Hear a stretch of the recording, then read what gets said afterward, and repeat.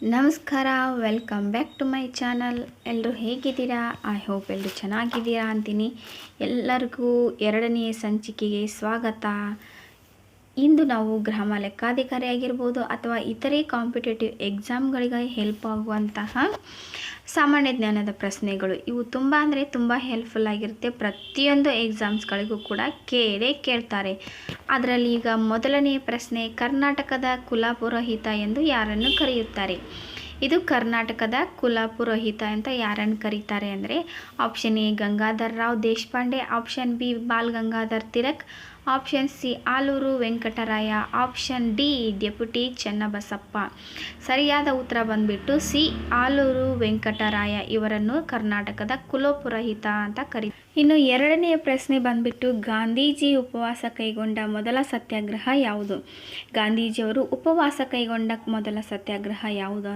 ಅದ್ರಾಗ option A Champaran satyagraha, option B Ahmedabad ಗಿರಣಿ ಸತ್ಯಾಗ್ರಹ, option C Kheda ಚಳುವಳಿ, ಆಪ್ಷನ್ ಡಿ ಅಸಹಕಾರ ಚಳುವಳಿ. ಇಲ್ಲಿ ನಾವು ಗಮನಿಸಬೇಕಾದದ್ದು ಗಾಂಧೀಜಿಯವರು ಉಪವಾಸ ಕೈಗೊಂಡ ಮೊದಲ ಸತ್ಯಾಗ್ರಹ ಯಾವುದು? ಸರಿಯಾದ ಉತ್ತರ ಬಂದ್ಬಿಟ್ಟು ಬಿ ಅಹಮದಾಬಾದ್ ಗಿರಣಿ ಸತ್ಯಾಗ್ರಹ. ನೀವು ಉಪವಾಸ ಕೈಗೊಂಡ ಮೊದಲ ಸತ್ಯಾಗ್ರಹ ಅಂದ್ರೆ ಅಹಮದಾಬಾದ್ ಗಿರಣಿ, ಮೊದಲ ಸತ್ಯಾಗ್ರಹ ಅಂದರೆ ಚಂಪಾರಣ್ಯ ಸತ್ಯಾಗ್ರಹ. ನೆನಪಿರಬೇಕು, ದಯವಿಟ್ಟು ನೆನಪಿಸ್ಕೊಳ್ಳಿ. ಇನ್ನು ಮೂರನೆಯ ಪ್ರಶ್ನೆ ಬಂದ್ಬಿಟ್ಟು, ಬಂಗಾಳದ ವಿಭಜನೆಯನ್ನು ರದ್ದು ಮಾಡಿದ ವರ್ಷ ಯಾವುದು ಅಂತ ಕೇಳಿದಾಗ option A 1905, option B 1911, option C 1906, option D 1912. ಈ ಥರ ಕ್ವಶನ್ ಕೇಳಿದಾಗ ನಾವು ಕನ್ಫ್ಯೂಸ್ ಆಗಿ ಏನು ಹಾಕಿಬಿಡ್ತೀವಿ, 1905 ಬಂಗಾಳದ ವಿಭಜನೆಯಾಗಿದ್ದು ಅಂತ ಹಾಕಿಬಿಡ್ತೀವಿ. ಆದರೆ ಕ್ವಶನ್ ಕೇಳಿರೋದು ಬಂಗಾಳದ ವಿಭಜನೆಯನ್ನು ರದ್ದು ಮಾಡಿದ ವರ್ಷ ಅಂದರೆ ಆನ್ಸರ್ ಬಂದ್ಬಿಟ್ಟು ಬಿ 1911. 1905ರಲ್ಲಿ ಬಂಗಾಳದ ವಿಭಜನೆಯಾಗಿದೆ, 1911ರಲ್ಲಿ ಬಂಗಾಳದ ವಿಭಜನೆಯನ್ನು ರದ್ದು ಮಾಡಲಾಗಿದೆ. ಇದನ್ನು ಸರಿಯಾಗಿ ಗಮನಿಸ್ಕೊಂಡು ಓದಿ. ಇನ್ನು ನಾಲ್ಕನೆಯ ಕ್ವಶನ್ ಬಂದ್ಬಿಟ್ಟು, ತೆರೆದ ಮನ ಎಂಬ ಪುಸ್ತಕ ಬರೆದವರು ಯಾರು? ಎ ಆಪ್ಷನ್ ಬಂದ್ಬಿಟ್ಟು S L Bhyrappa, B U R Ananthamurthy, C Girish Karnad, D H Narasimhaiah. ಇದಕ್ಕೆ ಸರಿಯಾದ ಉತ್ತರ ಬಂದ್ಬಿಟ್ಟು ಆಪ್ಷನ್ ಡಿ ಎಚ್ ನರಸಿಂಹಯ್ಯನವರು ತೆರೆದ ಮನ ಎಂಬ ಪುಸ್ತಕವನ್ನು ಬರೆದಿದ್ದಾರೆ. ಇನ್ನು ಐದನೆಯ ಕ್ವಶನ್ ಬಂದ್ಬಿಟ್ಟು, 2011ರ ಜನಗಣತಿಯ ಪ್ರಕಾರ ಕರ್ನಾಟಕದಲ್ಲಿ ಅಕ್ಷರ ಪುರುಷ ಮತ್ತು ಸ್ತ್ರೀಯರ ಅನುಪಾತ ಅಂದರೆ 2011ರ ಜನಗಣತಿಯ ಪ್ರಕಾರ ಎಷ್ಟು ಜನ ಅಕ್ಷರಸ್ಥರು ಪುರುಷರು ಇದ್ದರು ಮತ್ತು ಸ್ತ್ರೀಯರಿದ್ದರು ಅಂತ ಅನುಪಾತವನ್ನು ಇಲ್ಲಿ ಕೇಳಲಾಗಿದೆ. ಆಪ್ಷನ್ ಎ ಬಂದ್ಬಿಟ್ಟು 73.39 ಮತ್ತು 53.33, ಬಿ ಆಪ್ಷನ್ ಬಂದ್ಬಿಟ್ಟು 85.38 ಮತ್ತು 66.77, ಸಿ ಆನ್ಸರ್ ಬಂದ್ಬಿಟ್ಟು 86.46 ಮತ್ತು 65.90, ಡಿ ಆಪ್ಷನ್ ಬಂದ್ಬಿಟ್ಟು 82.85 ಮತ್ತು 68.13. ಇಲ್ಲಿ ಸರಿಯಾದ ಆನ್ಸರ್ ಬಂದ್ಬಿಟ್ಟು ಡಿ 82.85 ಮತ್ತು 68.13. ಇನ್ನು ಆರನೆಯ ಕ್ವಶನ್ ಬಂದ್ಬಿಟ್ಟು, ರಾಷ್ಟ್ರೀಯ ಆಹಾರ ಸುರಕ್ಷತಾ ಕಾಯ್ದೆ ಜಾರಿಗೆ ಬಂದ ವರ್ಷ ಯಾವುದು ಅಂತ ಕೇಳಿದಾಗ A option 2010, B option 2014, C option 2013, D option 2012. ಇಲ್ಲಿ ಸರಿಯಾದ ಉತ್ತರ ಬಂದ್ಬಿಟ್ಟು ಆಪ್ಷನ್ ಸಿ 2013ನಲ್ಲಿ ರಾಷ್ಟ್ರೀಯ ಆಹಾರ ಸುರಕ್ಷತಾ ಕಾಯ್ದೆ ಬಂದಂತಹ ವರ್ಷ ಆಗಿದೆ. ಸೊ ಇದೇ ರೀತಿ ನಾವು ಪ್ರತಿಯೊಂದು ಕ್ವಶನ್ಗೂ ಕೂಡ ಸರಿಯಾಗಿ ಗಮನವಿಟ್ಟು ನೋಡಿದಾಗ ಮಾತ್ರ ನಾವು ಅಲ್ಲಿ ಸರಿಯಾದ ಉತ್ತರವನ್ನು ಆಯ್ಕೆ ಮಾಡಿಕೊಳ್ಳೋಕ್ಕೆ ಸಹಾಯ ಆಗುತ್ತೆ. ತುಂಬ ಕನ್ಫ್ಯೂಸ್ ಕ್ವಶನ್ ಇರ್ತವೆ. ಇನ್ನು ಏಳನೆಯ ಕ್ವಶನ್ ಬಂದ್ಬಿಟ್ಟು, ಅಗ್ನಿವೀಣಾ ಪುಸ್ತಕ ಬರೆದವರು ಯಾರು? ಅಗ್ನಿವೀಣಾ ಎಂಬ ಪುಸ್ತಕವನ್ನು ಬರೆದವರು ಯಾರು? Option A Pratap Simha, option B Kazi Nazrul Islam, C Rabindranath Tagore, D Vishnu Sharma. ಸರಿಯಾದ ಉತ್ತರ ಬಂದ್ಬಿಟ್ಟು ಬಿ ಕಾಜಿ ನಸ್ರಿಲ್ ಇಸ್ಲಾಂ. ಇವರು ಅಗ್ನಿವೀಣಾ ಎಂಬ ಪುಸ್ತಕವನ್ನು ಬರೆದಂತಹ ಲೇಖಕರಾಗಿದ್ದಾರೆ. ಇನ್ನು ಎಂಟನೆಯ ಕ್ವಶನ್ ಬಂದ್ಬಿಟ್ಟು, ಭಾರತದಲ್ಲಿ ಅತಿ ಹೆಚ್ಚು ನೀರಾವರಿ ಪ್ರದೇಶ ಹೊಂದಿರುವ ರಾಜ್ಯ ಯಾವುದು? ನೀರಾವರಿ ಪ್ರದೇಶದ ಬಗ್ಗೆ ಅಂತೂ ಕಂಪಲ್ಸರಿ ಪ್ರತಿಯೊಂದು ಎಕ್ಸಾಮಲ್ಲಿ ಕೇಳಿರ್ತಾರೆ. ಇದು ಇಂಪಾರ್ಟೆಂಟ್ ಕ್ವಶನ್.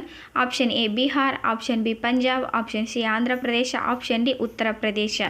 ಇಲ್ಲಿ ಸರಿಯಾದ ಉತ್ತರ ಬಂದ್ಬಿಟ್ಟು ಆಪ್ಷನ್ ಡಿ ಉತ್ತರ ಪ್ರದೇಶದಲ್ಲಿ ಅತಿ ಹೆಚ್ಚು ನೀರಾವರಿ ಪ್ರದೇಶವನ್ನು ಹೊಂದಿದಂತಹ ಇದು ರಾಜ್ಯವಾಗಿದೆ. ಸೊ ಇದೇ ರೀತಿ ಬಾವಿ ನೀರಾವರಿ, ಕೊಳವೆ ನೀರಾವರಿ ಈ ರೀತಿ ಕೇಳ್ತಾರೆ, ನೀವು ಅದನ್ನು ಸ್ವಲ್ಪ ನೋಡ್ಕೊಳ್ಳಿ. ಇನ್ನು 9ನೇ ಕ್ವಶನ್ ಬಂದುಬಿಟ್ಟು, ಭಾರತದ ಸಂವಿಧಾನ ಈ ಕೆಳಗಿನ ಯಾವ ವಿಧಿಯು 14 ವರ್ಷಕ್ಕಿಂತ ಕಡಿಮೆ ವಯಸ್ಸಿನ ಮಕ್ಕಳು ಕಾರ್ಖಾನೆ ಅಥವಾ ಗಣಿ ಅಪಾಯಕಾರಿ ತೊಡಗುವಂತಿಲ್ಲ ಎಂದು ತಿಳಿಸಿದೆ. ಅಂದರೆ ಮಕ್ಕಳು ಇಂತೆಲ್ಲ ಅಪಾಯಕಾರಿ ಉದ್ಯೋಗಗಳಲ್ಲಿ ಹೋಗಬಾರ್ದು, ದುಡಿಬಾರ್ದು ಅಂತ. ಸಾರಿ, ಇಲ್ಲಿ ಸ್ವಲ್ಪ ಮಿಸ್ಟೇಕ್ ಆಗಿದೆ ಬರೆಯೋದ್ರಲ್ಲಿ, ಕ್ಷಮಿಸಿ.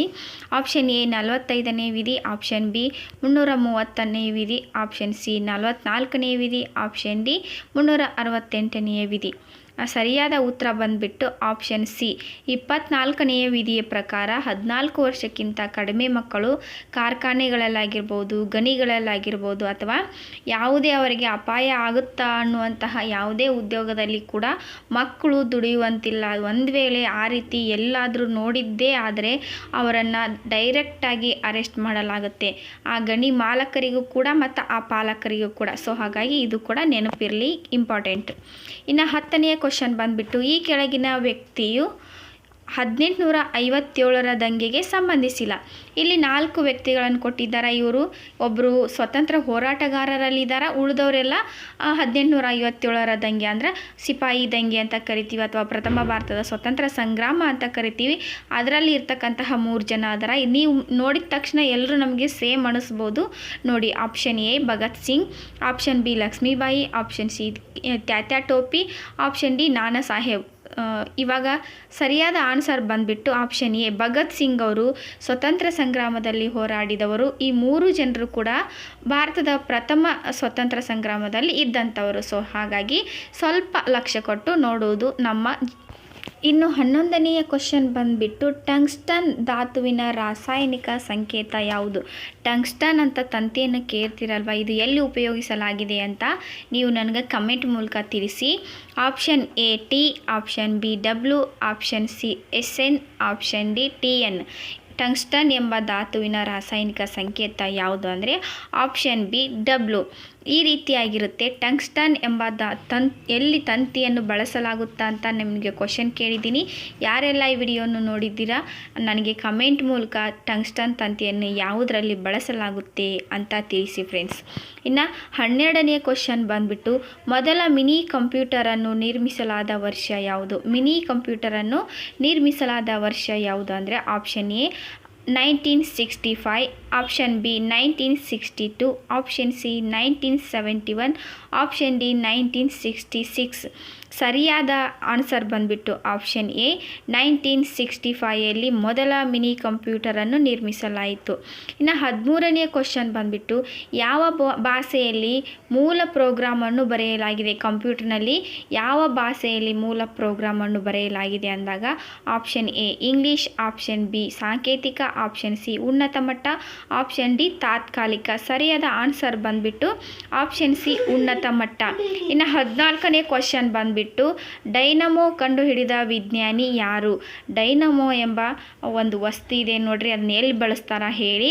ಆ ಡೈನಮೋವನ್ನು ಕಂಡುಹಿಡಿದ ವಿಜ್ಞಾನಿ ಯಾರು? Option A Michael Faraday, B Galileo, option C Alfred Nobel, option D Thomas Alva Edison.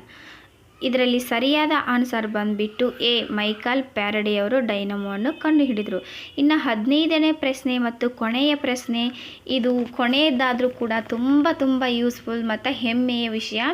ಶೂನ್ಯವನ್ನು ಪರಿಚಯಿಸಿದವರು ಯಾರು? ಶೂನ್ಯ ಅಂದರೆ ಸೊನ್ನೆ ಅಂತ ಕರಿತೀವಲ್ವ, ಆ ಸೊನ್ನೆಯನ್ನು ಪರಿಚಯಿಸಿದವರು ಯಾರು? ಆಪ್ಷನ್ ಎ ಭಾರತೀಯರು, ಆಪ್ಷನ್ ಬಿ ಗ್ರೀಕರು, ಆಪ್ಷನ್ ಸಿ ಈಜಿಪ್ತಿಯನ್ನರು, ಆಪ್ಷನ್ ಡಿ ಅಮೇರಿಕನ್ನರು. ಇಲ್ಲಿ ಸರಿಯಾದ ಉತ್ತರ ಬಂದುಬಿಟ್ಟು ಆಪ್ಷನ್ ಎ ಭಾರತೀಯರು. ಎಲ್ಲ ಪ್ರತಿಯೊಂದು ನೀವು ಸೈಂಟಿಫಿಕ್ಕಾಗಿ ಬೇರೆ ಬೇರೆ ದೇಶದವರು ಕಂಡುಹಿಡಿದ್ರೂ ಕೂಡ ಮೊಟ್ಟ ಮೊದಲು ಕಂಡುಹಿಡಿದಂತಹ ದೇಶ ಭಾರತ. ಸೊ ಹಾಗಾಗಿ ಪ್ರತಿಯೊಂದು ಕೂಡ ನಮ್ಮ ವೇದಗಳಲ್ಲಿ, ಪುರಾಣಗಳಲ್ಲಿ ಮೊದಲೇ ಉಲ್ಲೇಖವಿದೆ. ಅಂತಹ ಜ್ಞಾನವಂತರು ನಮ್ಮ ಭಾರತೀಯರು. ಆದರೆ ಸ್ವಲ್ಪ ಲೇಟಾಗಿ ಬೆಳಕಿಗೆ ಬಂದಿರುವ ಕಾರಣ ಇನ್ನು ನಾವು ಅಭಿವೃದ್ಧಿಯಲ್ಲಿ ಹಿಂದೆ ಇದ್ದೀವಿ, ಆದರೆ ನಮ್ಮ ಭಾರತದ ಬಗ್ಗೆ ನಮಗೆ ಹೆಮ್ಮೆ ಇರಲಿ. ಪ್ರತಿಯೊಂದು ವಿಷಯಗಳನ್ನು ಕೂಡ ತಿಳಿದುಕೊಳ್ಳೋಣ. ಇದೇ ರೀತಿ ನಾನು ಹಿಂದಿನ ವಿಡಿಯೋದಲ್ಲಿ ಅಡುಗೆ ಜೊತೆ ಎಜುಕೇಷನ್ ಟ್ರಿಕ್ಸ್ ಕೂಡ ಕೊಟ್ಟಿದ್ದೀನಿ. ಅವುಗಳನ್ನು ನೋಡಿ ತುಂಬ ಅಂದರೆ ತುಂಬ ಹೆಲ್ಪ್ಫುಲ್ ಆಗುತ್ತೆ. ಯಾರೆಲ್ಲ ವಿಡಿಯೋನ ನೋಡಿದ್ದೀರಾ ಎಲ್ಲರಿಗೂ ಕೂಡ ತುಂಬ ಹೃದಯದ ಧನ್ಯವಾದಗಳು. ಸರ್ವೇ ಜನ ಸುಖಿನೋ ಭವಂತು.